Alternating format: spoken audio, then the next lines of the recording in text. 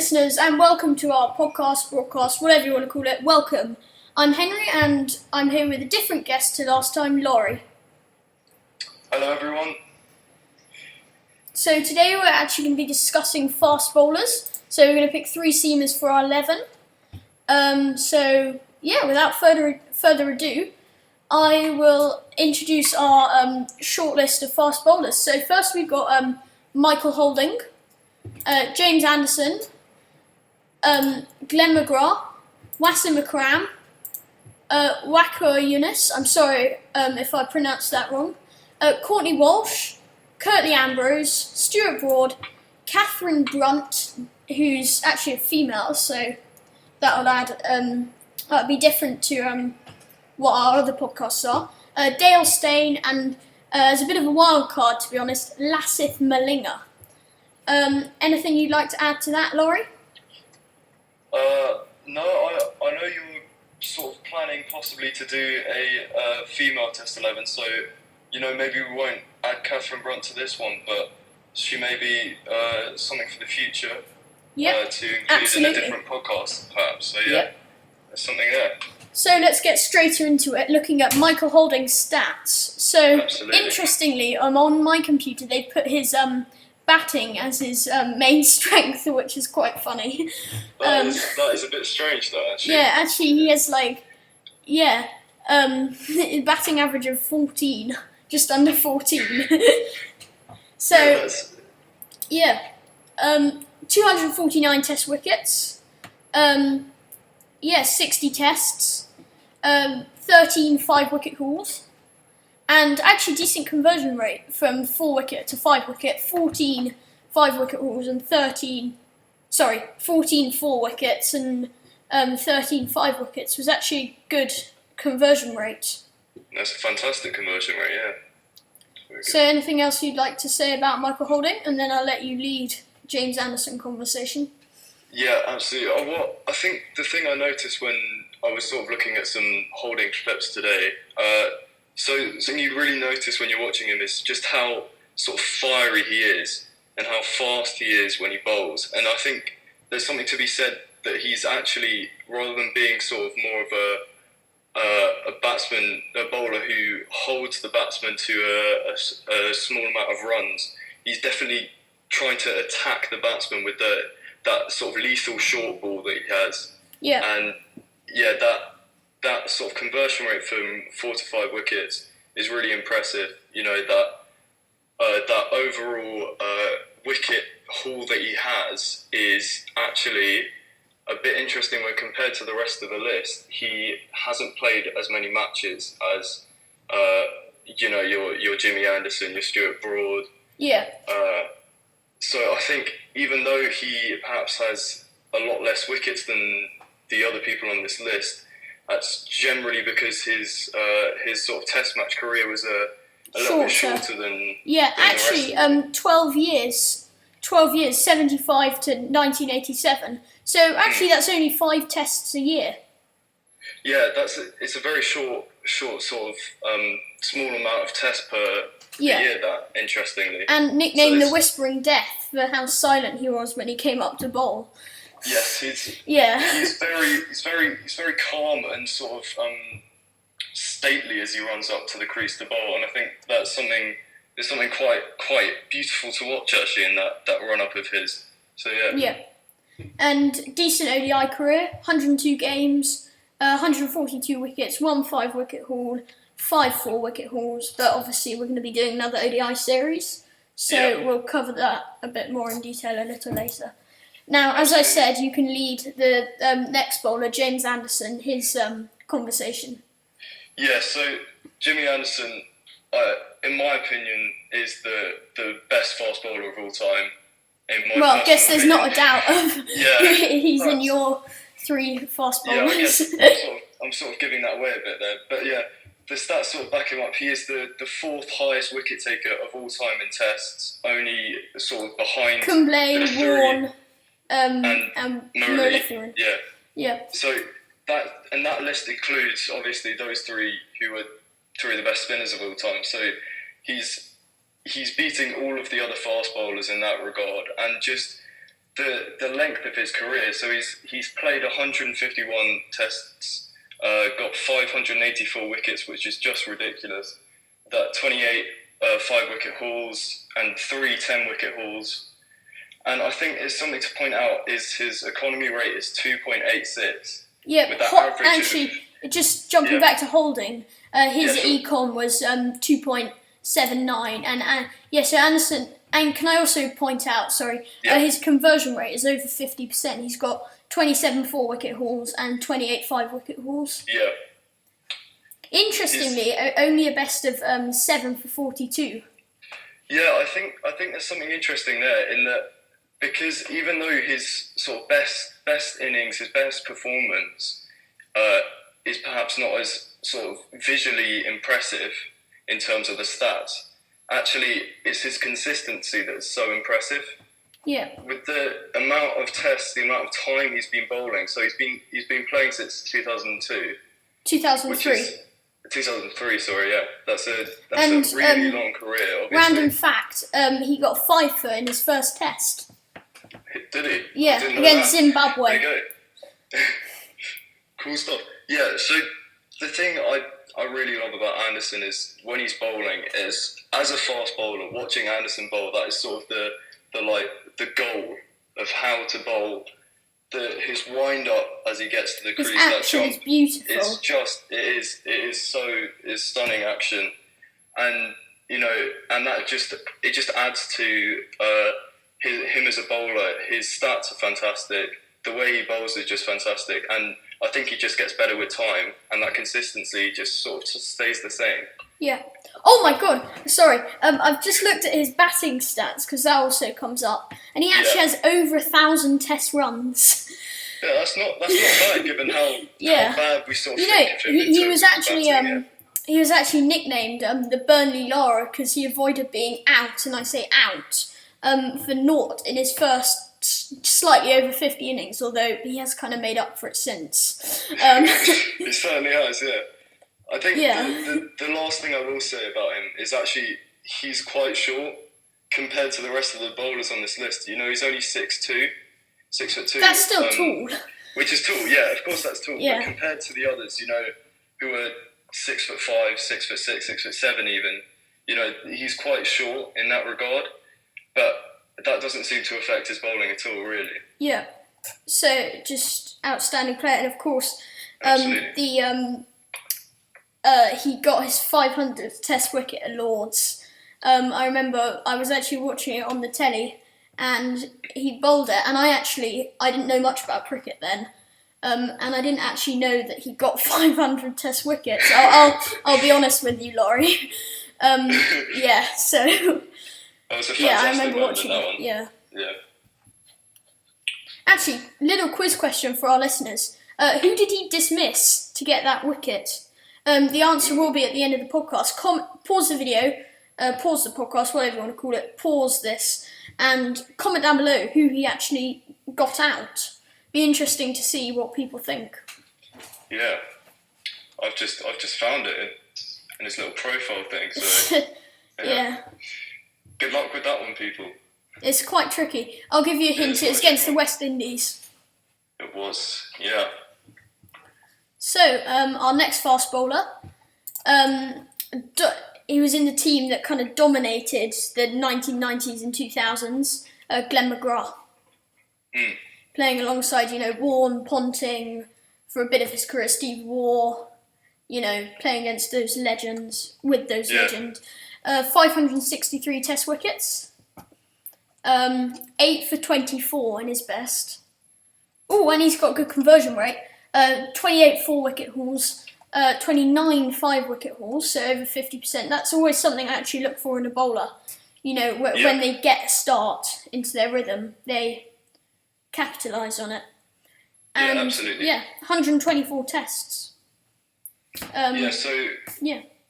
That's slightly less than Jimmy.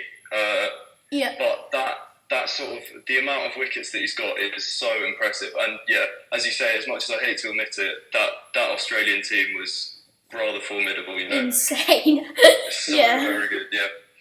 And these stats from Mcgraw are just so impressive. And something that you sort of see when you watch him bowl is his swinging. The way he swings the ball, it swings so late. Yeah. That's something that I really notice. And because he's so upright in his action, he gets that sort of easy, natural bounce as it goes through. Yeah, and and can I just also highlight his average at Lords is insane. You know, he bowls, I can't remember which end, but he bowls from a specific end, and he used to pin people to the crease. And actually, Kevin Peterson, in that in the first test of the infamous 2005 series, actually he hit a 6 off him, and he kind of actually surprised McGraw in a way. I remember watching the clip of it, and he was just getting such a big stride out. Whereas if you look at the rest of the English batsmen, you know, they weren't really stepping as far as Peterson could, and they were, you know, getting LBW or bowled, or even caught at the slips. So, this is the thing about the sort of natural bounce that he gets. It really pins the batsman back. Yeah. So, as you said, with KP just sort of stepping into it a bit more, that gives him more of an opportunity. Yeah, to and obviously more hit height. those big shots. More height, exactly so right. longer legs. Yeah. That's a bit obvious. I don't know why I just said that. So, yeah, moving on to our next one. Laurie, I'll let you lead the conversation on a Pakistani bowler. Brilliant, you know, left arm, reverse swing, whatever the ball was. Wasim Akram, class bowler. Absolutely. I think you've hit the nail on the head there. Obviously, I believe he's nicknamed the King of Swing. No, that's Anderson. I'm pretty sure that's Anderson. Well, I've seen people refer to Akram as the King of Swing. I've heard people refer to Anderson as the King of Swing. I'm sure that's right. Yeah. Anyway, but yeah, the swing that Akram gets is so impressive. Obviously, he's a lefty, and that sort of factors into when he's bowling to right-handers, he can really push it across them. But in terms of his stats, you know, he played 104 tests with 414 wickets. And that conversion rate you look at is maybe slightly worse than the rest of them. So he's got that 24 wicket hauls and 25 5-wicket hauls. Yeah. Which is, you know, something you said you look out for. So that's something the conversion rate, and that's also actually when we're doing our podcasts, and we've actually done quite a few on batsmen. We actually, me and our other guest hosts have a look at their conversion rates, and whoa, Akram, 3 test hundreds. Whoa. That is high score of 257. Impressive. Yeah. That is a 257 not out as well. Yeah. Wow. Well, that's very good. I didn't even look at that. Yeah.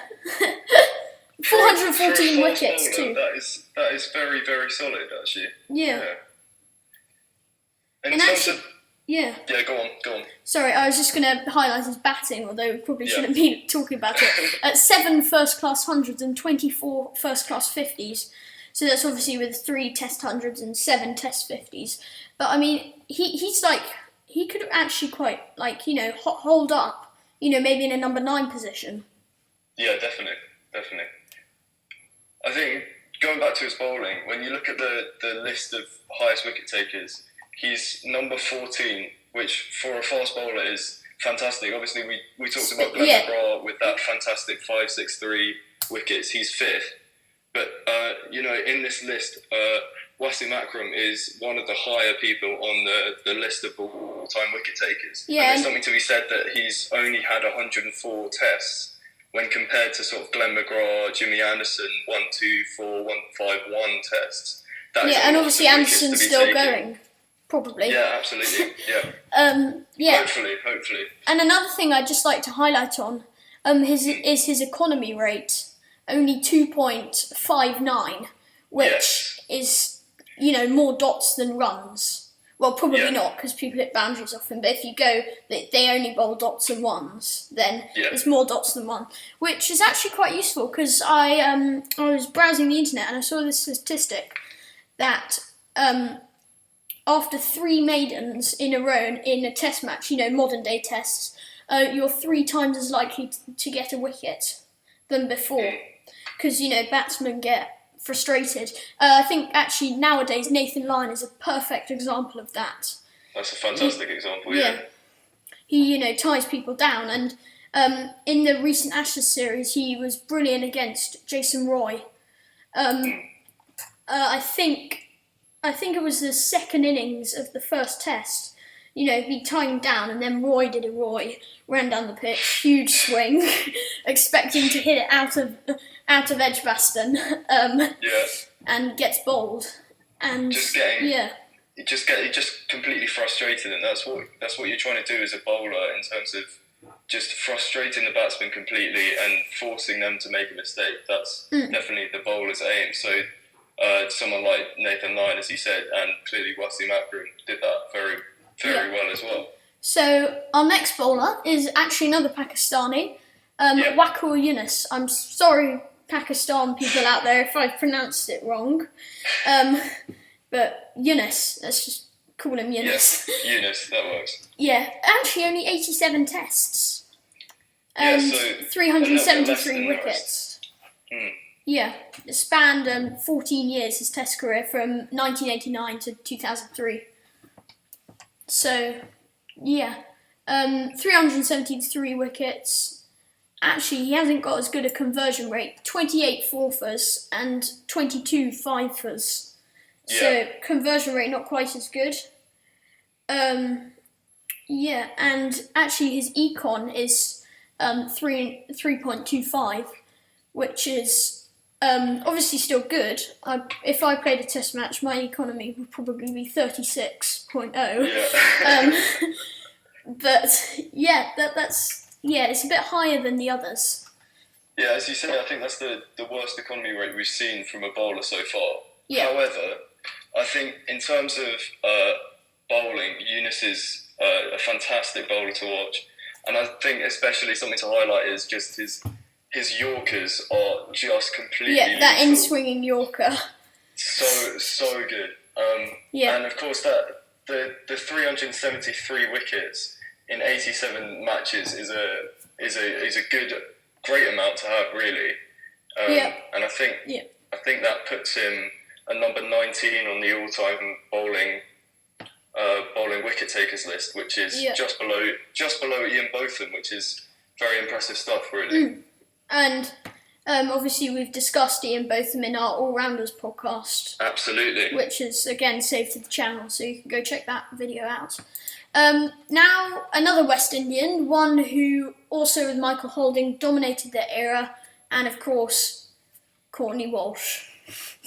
What else can you say? 132 tests, 519 wickets, and good economy rate at 2.53. Very good, Yeah, tying batsmen down very well. And obviously his bouncers and everything, especially Courtney Ambrose, who actually we'll discuss quite soon. He actually retired quite near us, near 2019, considering where he started. He retired in 2001. Yes, he bowled for a very, very long time. And as a fast bowler, I think that is something to really be admired. But I think the reason for that is just he is so tall.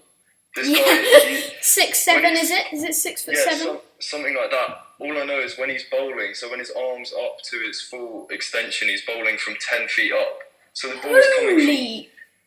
my God. The ball's coming from that height, and I think... Oh my God. When you're bowling like that, you can definitely sort of slow down the run-up, get a little bit more rhythmic, and then just use that height to really attack the batsman. Yeah, so especially with the bounce that he generates. Absolutely. I think that's why he was able to sort of carry on for so very long. Yeah. And have this fantastic stat of 519 wickets in 132 test matches. Yeah. So now we're moving on to another West Indian. I mentioned a bit earlier, Courtney Ambrose. So, Laurie, I'll let you lead the discussion on him. Yeah, so Courtney Ambrose, or Sir Courtney Ambrose, we should really say. Is it Sir? It's Sir. Yeah, it's Sir. Yep. He played in 98 test matches, which is a good amount, not as many as some of the other guys on this list, but got that 405 wickets in that many tests. Yep, good conversion rate. Very good conversion rate. 21 4 wickets, 22 5 wickets. And something to highlight with this guy is his economy rate. We've looked at some 2.5s. This guy's got a 2.3 economy rate, which is just staggering, really, for a fast bowler. Yeah, and especially and his skill with the new ball. When the pitches were a bit harder, especially I think he would have flourished at today's Gabba. He would have been incredible at the Gabba. Absolutely, with the hard pitch. Actually, it'll be interesting to see Chris Lynn face Courtney Ambrose. That would be really interesting to see what would happen. That would definitely be a good matchup, I think, Yeah. One thing I wanted to highlight about Ambrose's technique is something that a lot of fast bowlers strive to do. So one of the main things that creates speed when you're bowling is to have that front foot as you land as straight as possible. And that's something when you're watching Courtney Ambrose... He's a master of that. Absolutely. He's so good at just having that front foot absolutely straight as an arrow, and then bringing his entire body over, and it just generates so much pace from that sort of natural technique that he's developed over time. Yeah, I've actually got his height up here, and he's actually 2.01 meters. That is extremely tall, yeah. Yeah, and he was master of the bounce, so, especially in the days where people didn't wear helmets, he would have been real scary to face. Very scary indeed, yeah. So, our next bowler is an Englishman, who actually still plays now. It's Stuart Broady. He hasn't quite finished his career. I definitely think he's going to get to 500 wickets. He only needs 15, and he's, got a few more years left in him. He'll get that in a couple matches, I reckon. Yeah. Not such a good conversion rate. 21 4 wickets and 17 5 wickets. I think there's something to be said for that, because when Broady gets going, we've seen when he gets going, 8 for 15 against Australia. Exactly. That innings, I will never forget that spell of bowling. It's possibly the best spell of bowling I've ever seen from an Englishman, or possibly ever from any nation. Yeah, Australia all out for 60. That was a happy day. Absolutely crazy innings, crazy day, yeah. But I think there's something there in that when he gets going, he can be so dangerous. But when he doesn't have one of those spells where he just goes all out, he can be slightly hit or miss. I often find with Stuart Broad. I will completely agree with that. However, he is a fantastic bowler still. Obviously, that 138 Test matches and 485 wickets is very good still, of course. But I see he's a bit hit and miss sometimes. Yeah. So can I just also highlight his economy rate is kind of meh.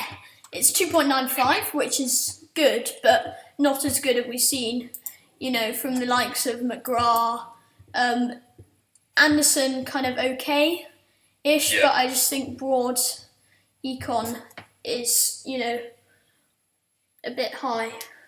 Yeah, of course, you've got to factor in with that is that he's playing in the modern game. Of course, Absolutely. We know that the strike rate of batsmen is so much higher than it used to be. Yeah, he's playing against the attacking players like Kohli, to a lesser extent Smith. Yeah.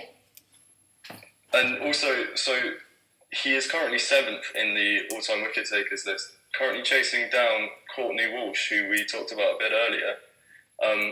So we can see him possibly, if he carries on for quite a bit longer, maybe even catching up with Mcgraw.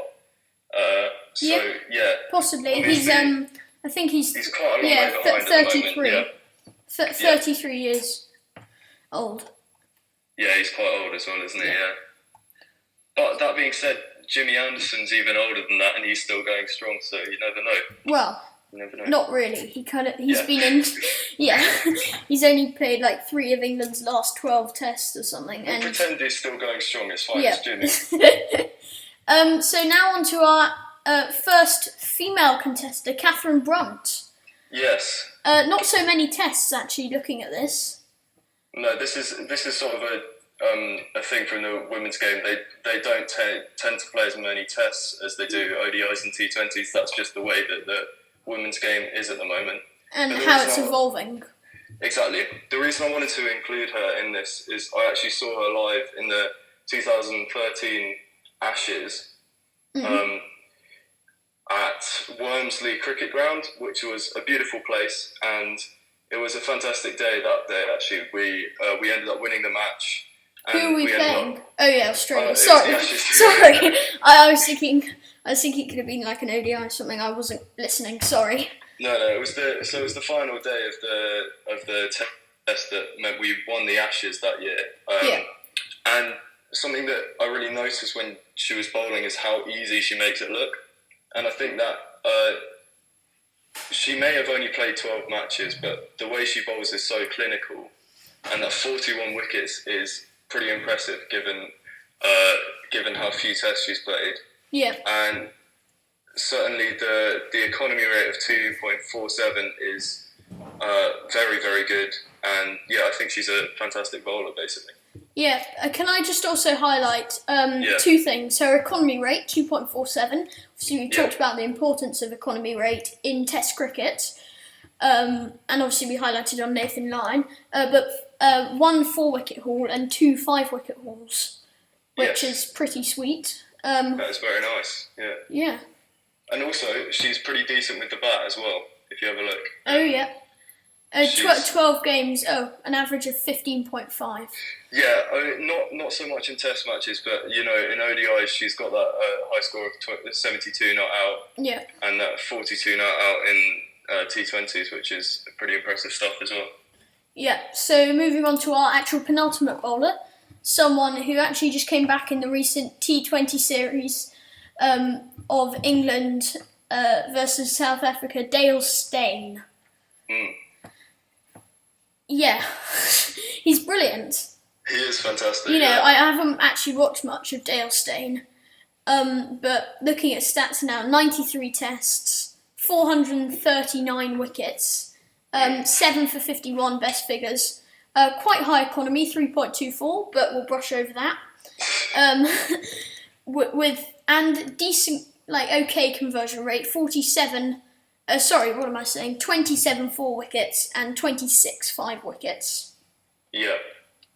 If you, so I've seen Dale Steyn live actually on the final day of Test match between England and South Africa at Lords, which was he's a really scary bowler to watch. You can see the batsmen are sort of maybe shying away a bit because he is very much a pace bowler.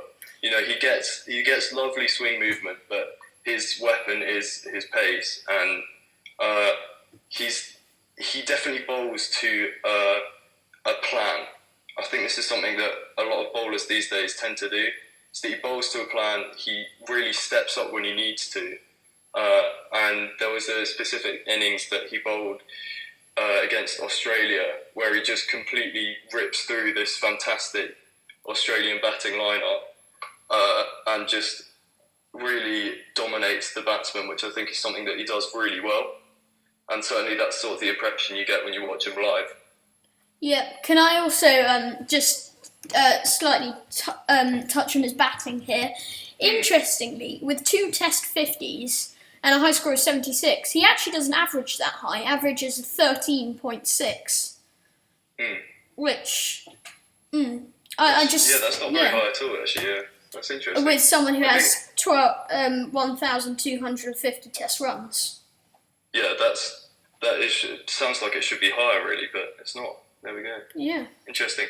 Another thing, just the last thing to note, is that his average is one of the best in terms of this list. You're looking at someone like Jimmy Anderson to compare him to. Jimmy's average is 26.83 compared to Dale Steyn's 22.95. That's a big difference when it comes to bowling average, and actually that's something that sort of, to Steyn's credit, he is very consistent and very dangerous with the ball, I think. Yeah, so we're moving on to our last bowler because we've slightly overrun on timings, but that doesn't matter. The wild card that we actually decided to throw in, Lasith Malinga, a Sri Lankan slinger Malinga the slinger, whatever you want to call him. Not actually a bad Test record, to be honest. No. 101 wickets in 30 matches in 6 years. Best bowling of 5 for 50. Economy rate just under 4, 0.15 under 4, so Not great. economy. Yeah, well, he's a kind of a specialist short form bowler. Absolutely, yeah. 7 4 wickets and 3 5 wickets. So just looking at this, he's not up there with the people that we have discussed today. No, he's definitely not. But I think the reason I wanted to include him in this is just he's so fun to watch. Yeah, he's probably the most entertaining bowler to watch. Absolutely. And his he's Yorkers, just so different. Does he match the Wacko Yunus Yorkers? Oh, I don't know. I tell you what, the control he has over that and over the Yorkers. And with his action, I tried copying him. Action is, yeah. Yeah, I tried copying him once, and I actually lost the ball over the fence. Yeah, that tends to happen when you try and copy what he does, because I don't know how he does it really. Well, actually, I was reading this book, and it was actually quite a while ago, and so I probably won't get this perfect, but I think he learned to bowl with a coconut ball, and he developed that action using the coconut. Okay. Yeah. So there you go. That's very interesting. Yeah. So we've discussed all our bowlers right now. So Laurie. Yeah. Time to split our listeners. Let's do it. Yeah. Who would you go for as your 3 seamers? Well, I think there's no surprises when I say I have to go for Jimmy Anderson. I think he is the best fast bowler of all time, personally. That's just my opinion. I think I've got to go for Courtney Walsh. I think just that height and the sort of ease of his run up and the ease of the pace is really impressive, and he's a very dangerous bowler. We see that in the amount of wickets he got. And I think lastly, I would have to go for Mcgraw. I think he's just consistently extremely good, and the amount of sort of late swing he gets is really nice to watch, and I think he's one of the best bowlers of all time as well. So just confirm that you've gone for. Actually, can we have it in batting order, please?